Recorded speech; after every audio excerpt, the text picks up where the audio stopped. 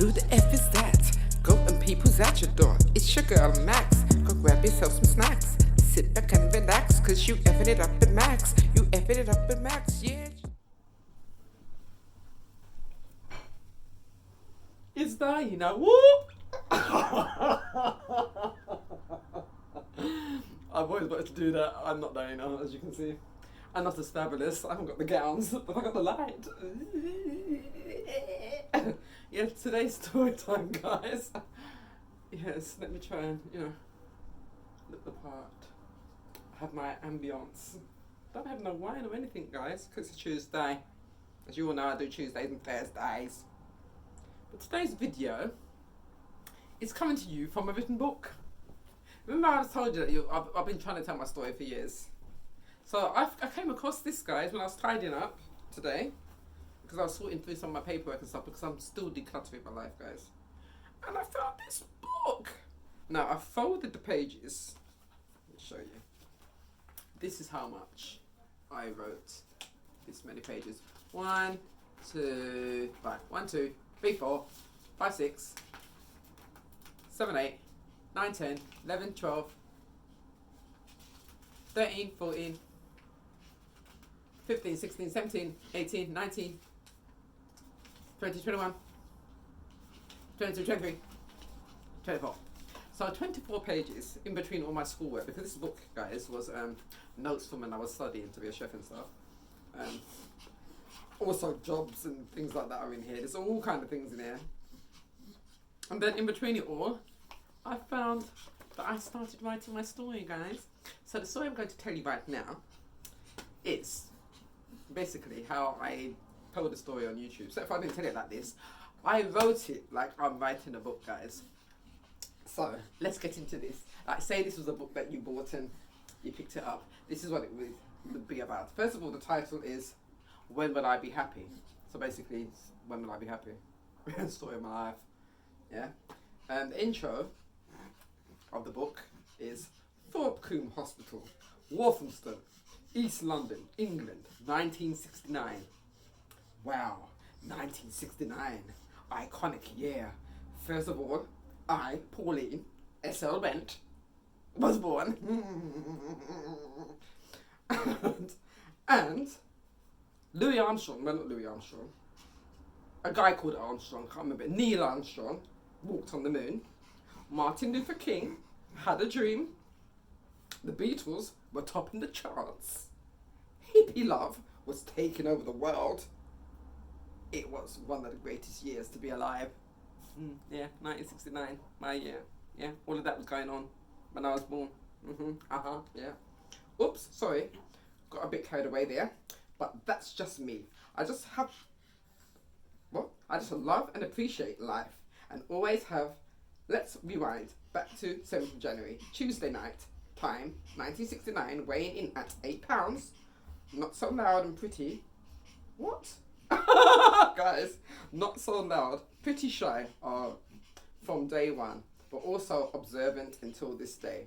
So basically, I was born at night time. I was 8 pounds. I was not so loud. I was quite shy from day one. I've always been shy. I told you I'm shy. But also observant until this day. I'm very observant. I think about being born with the sense of feeling. The less I said, the more I could take in. Yeah, and now that's pretty much what I've been up to this day. Yeah. Trying to read how I wrote it. So it says, I said the more I could take in, yeah, now that was pretty much me. I be ... Right, so that was the intro. So basically Neil Armstrong, Martin Luther King was doing his thing, hippie love was going on. A lot was going on. It's 69, yeah. Chapter 1, terrible twos. So the first chapter of my book was going to be about my terrible twos. Okay, now let's get into the story. From now on, I'm not going to talk now, I'm just going to read the story, and then when I'm finished, then you all can tell what you thought. Okay, chapter 1, terrible twos. I believe I enjoyed being me in the beginning. I was the youngest of 3. Well, I thought I was. I thought it was 3.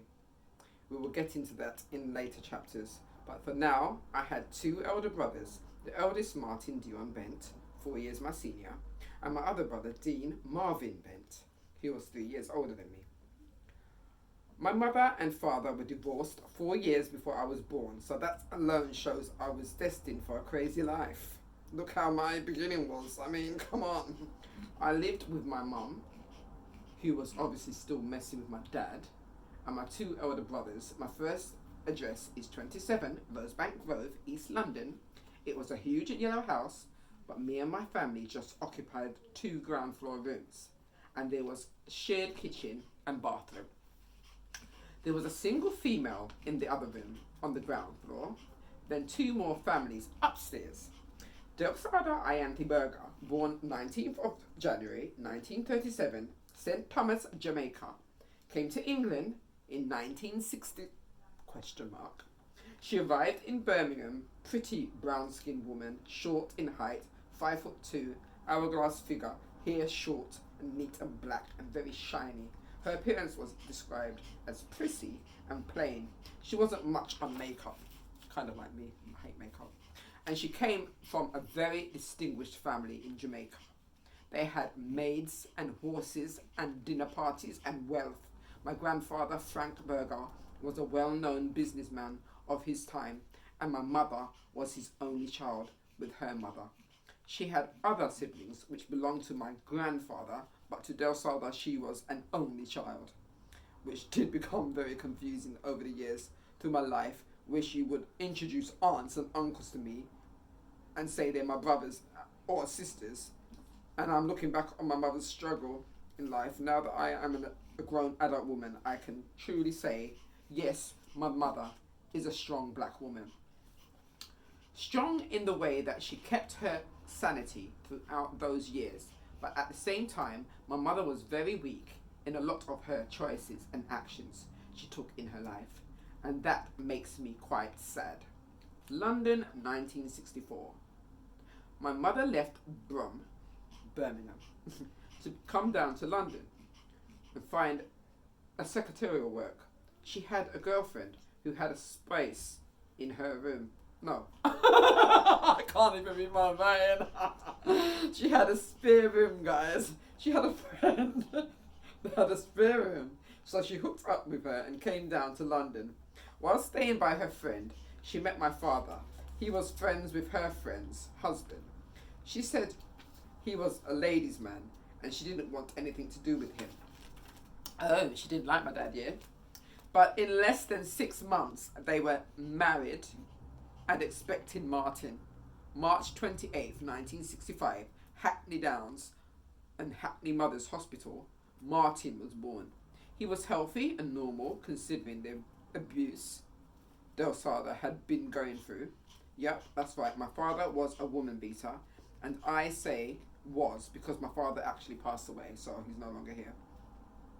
He passed on my B-Day, God rest his soul, in 2003, but I will get to that later. When Martin was young, my mother said he cried a lot, and my father would become very agitated by it, and he would shout and cuss my mum to shut him up. He was about 3 months old, my mum said, and he had been crying, and my father beat him and shook him, and Martin cried himself to sleep. She said that she no longer wanted him around her or her child, and she filed for her divorce. June 1966, Delxada was pregnant again, this time with my brother Dean. Guess who the father is? Yeah, the same abusive guy that she said she wanted divorce from. He might the father again. Yeah, ex-husband Headley George Bent, born 6th of May 1942, St Andrew, Jamaica.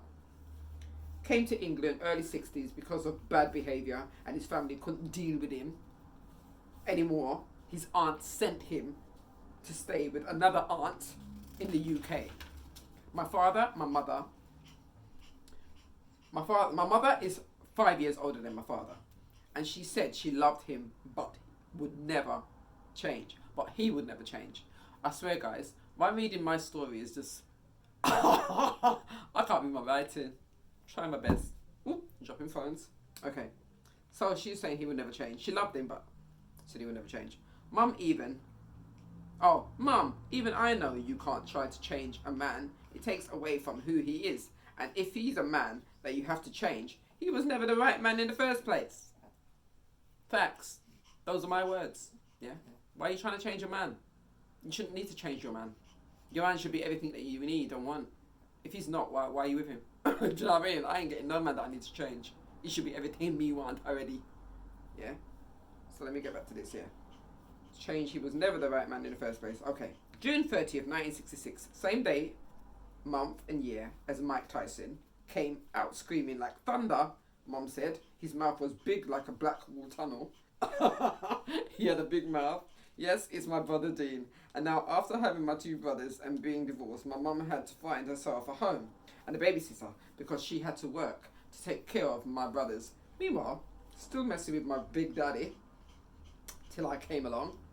My mother said my father named me Pauline after one of the females he was messing with. And his aunt Tina named me Samantha. Just because, you know what I mean? She just wanted to name me something. And my name, Lorraine, which I know now. Oh, Lorraine, which I know now is Lorraine, was given to me by my mother after Sophia Loren, Del Sardo's favourite actress at the time. Taking us back to 1971, even though a lot of people say they don't remember anything from the age of 2, it's usually 4 or 5 going upwards. I have 2 incidents that I can remember quite clearly from when I was 2. I remember sitting on the floor in the kitchen and my mother and one of her other tenants were sitting talking, and I saw a shiny 2 pence on the low table that was next to me on the floor. I remember grabbing it and putting it in my mouth, then taking it out, then putting it in my mouth, then taking it out, then putting it in my mouth. And then it was out. It was a great game. I was chuckling and rocking backwards and forwards. Because I used to do this, I used to rock like this. My granddaughter does this. I used to do this all the time. And I sit there and rock backwards and forwards. I was chuckling and rocking back and forth and tossing this coin in and out of my mouth until I threw it straight down my throat. Now I was stopped rocking and my mum and the woman kept talking. Nobody had been watching me, so nobody knew what I had just done until I tried to cry but instead started choking. Boy, oh boy, what a scene. That was crazy. My mother and her friend, being Jamaican women, were very hyped, panicked. They started screaming and shouting. My mum was trying to see down my throat, which made me choke more, by the way. And next thing, this male Jamaican voice yelled, "Move!" to my mum. And in a second, I was upside down by my ankles, and this man was beating me on my back between my shoulders. Shaking my head. I was thinking, finally, when they realised I was turning colour and I passed out. Yeah, while they're doing all of this, I turned colour, I passed out. Somebody called the ambulance. I remember the doctor saying he'd done the x-ray and can see the 2 pence. But however, my mother will have to take me and wait for me to have a bowel movement before she can get her 2 pence back. So it says basically, before you can get your hands on your 2 pence, your little child has to go home, have a little bowel movement, and then you can just dig it out the poop, yeah? So, on that 2 pence en route to the hospital, I woke up in an ambulance and swallowed the 2p and was no longer choking. Oh, so it was in my throat and I was choking, but on the way in the ambulance, I swallowed it down and I was no longer choking and my colour came back. Drama, drama, drama. Back home from the hospital now, my mum's friend returned to the kitchen to find out how it went at the hospital. The man who grabbed me by the ankles earlier is her husband. Oh, it's the woman's husband. Okay. My mum told her friend what the doctor said. Then she put my night clothes on, checked on my brothers. Then she slammed me down on the potty, thinking I think she was pissed. I swallowed the 2 pence. I don't think she's in a good mood, guys. She slammed me down on the potty, yeah? By now, I had an audience with my 2 brothers, my mother, her friend, and another little girl, and her husband. So I've got my 2 brothers, my mum, my mum's friend, my mum's husband, and some little girl. They're all staring at me on the potty now, yeah? That's my audience. I did not want to poo, I wanted to play, but every time I got up, my mum would sit me back down. My mother went through this ritual, it seemed like forever, because every time I got up, I had to sit down. But in reality, she said it was only 45 minutes. Because my mum told me this story, because I didn't know this story. She told me all about this, so I wrote this all down. My mother went through this ritual, it seemed like forever to me, but in reality it was only 45 minutes until I did the do. So basically, after 45 minutes of trying to get off the potty, I done the poo. I stood up from the potty and I said, do do do do. And my mum stopped talking to her friend and the kids stopped playing. It's like everything froze. Then my mum started heading towards me at top speed. I thought I was in trouble, but no, she snatched up the potty. She didn't even wipe my butt as I stood there with my pants on my ankles. Yeah? So there, half naked, watching my mum walking along with the poop, and the rest of the audience. She got a butter knife and started cutting up my poo. And my brothers and the lady and her child were all gathered around the potty like they were looking for gold. My mum was getting quite frantic in the poo because she could not find the 2 pence. Then one of the kids yelled, "There it is, right there!" And my mother squealed with excitement. Then she removed it from the poo and washed it and put it on the jar so she could remind me of the day I swallowed the 2 pence. Still 1971, going on 72, I was almost 3. My cousin Barbara had come to visit from Birmingham.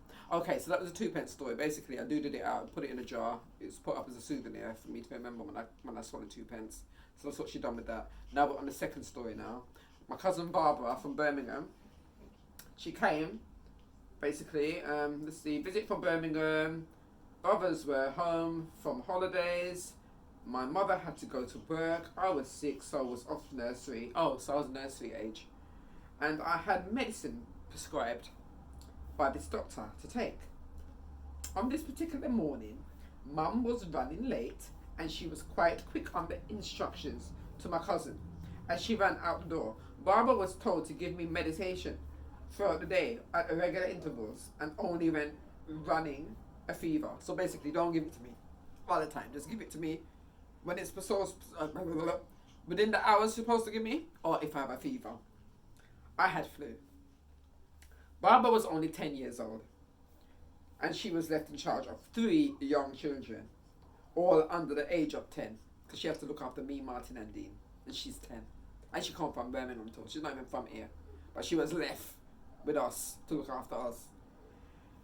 And 3 of them was a special, and one of them was a special needs child, basically Martin. So she had 3 kids to look after, 1 special needs, 1 baby, that's me, and then Dean, you know what I mean? We're all toddler age. Martin developed problems after the shaking and beating he got from my father when he was a baby. So my mother says, my father, however, has a different story. My father says that didn't happen, so I don't know who's telling the truth between them two, but Martin has got a disability now and it happened somehow. I know who I believe, and by the end of this book, so should you. I heard my mum say the bottle with medicine was on top of the fridge. But when Barbara went to give me my medication, she encounters more than 1 medicine bottle up on the fridge. So she just grabbed 1 and gave me the dose and called it a day. Playing with my brothers now, later on in the day, in the hallway, I collapsed. I woke up in hospital in a white room. Everything was so bright and so white. It turned out that I had been poisoned. Barbara was unfamiliar with the neighborhood, being from Birmingham, and at 10 years old, seeing me collapse and lie there, motionless, must have been terrifying for her. I heard that she was seen running up and down Forest Road, screaming and yelling for help, and neighbour called the ambulance, and the front door was left open, and people passing saw my small body lying lifeless in the hallway, while my brothers were standing crying in the front yard. Barbara had given me castor oil, a petrol or oil for cars. It had been given to one of the house members in a medicine bottle, and it was on an innocent mistake by Barbara. And she was traumatized for a very long time. My mother was contacted by social services and Barbara never babysat ever again. On opening my eyes in hospital, I remember seeing my dad. He bought me a little white toothbrush with a rainbow coloured brush. I never forget that toothbrush. After all that, and a box of Smarties is all my father ever bought me in life. Guys, a toothbrush and a box of Smarties. I remember him being angry about Barbara watching me and my brother. He said she was a retard and had no business watching us, being 10 years old as well as slow. Barbara had mental issues also, similar to Martin. My father was very cruel with his words. He cussed my mum and left. I never saw him for months after that. Yeah, he basically said, why you leave me pitting them with that little retard? She not sent her. Yeah, he's been really mean and horrible to her. I was thinking, wow, where was you to look after your kids? And you're there cussing a 10-year-old. Where was you? Anyway, it seems that I have a thing for disasters because after the poisoning, I went on to throwing my blanket out of my cot onto the paraffin heater, like a Calagas, you know them Calagas heaters, or a camp heater, and catching the curtains on fire, and then the whole of the room on fire, yeah? And my mother's room went up in flames, and my father apparently told my mother that the whole of us should have burned up in there. That's what he said. All of us should have burned up in there. Well, that's a man. It gets worse. This is just my beginning. The end. So, that was my first 2 chapters of a book I started writing. I didn't read it very well, guys, so I couldn't read my writing. But basically, it was about me being 2 years old and getting poisoned, swallowing 2 pence, and nearly burning down the yard. And it shows that I was actually trying to write a book, guys, before I started telling my story on here.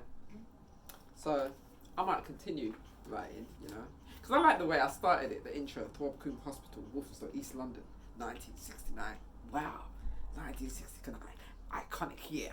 Neil Armstrong walked on the moon. Martin Luther King had a dream. Blah, blah, blah. You know what I mean? It's kind of cool, isn't it? But anyway, tell me what you all thought about my book, about my 2 chapters of my story. That's all for today. I shall be back with my next video. I will be telling my story as normal. Not with a book I'm trying to read, because that didn't work out very well for me. But I hope you like, comment, subscribe, share with your friends, families, your enemies, anyone you want to, only if you want to. I shall see you in my next video. Toodle pippies! Oh yes, thanks to Naina. Oop!